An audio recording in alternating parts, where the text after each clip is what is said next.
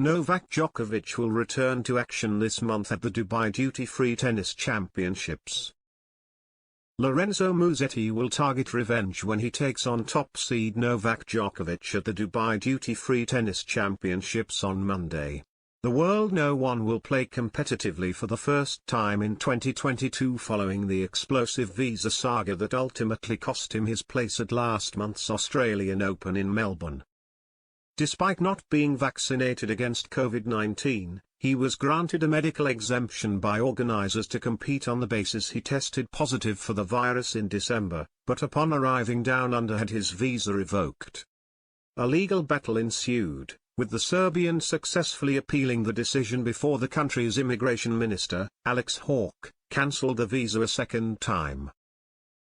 Djokovic's case was not helped by the fact that whilst he was being detained in a government immigration hotel in Victoria, it emerged he had intentionally flouted isolation rules after his positive test.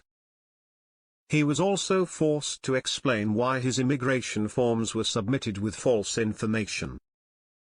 Again, the 20-time Grand Slam champion attempted to get the ruling overturned, but this time to no avail, and he was deported out of Australia less than a day before the Open was due to get underway.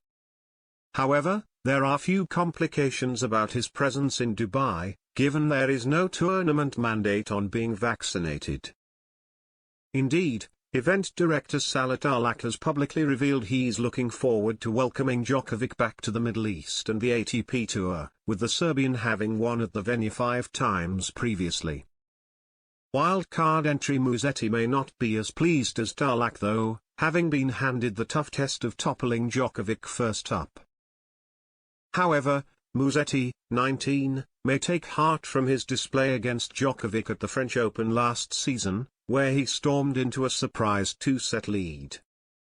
His esteemed opponent rallied to level matters, before Musetti retired while trailing 4-0 in the 5th due to cramps and lower back pain.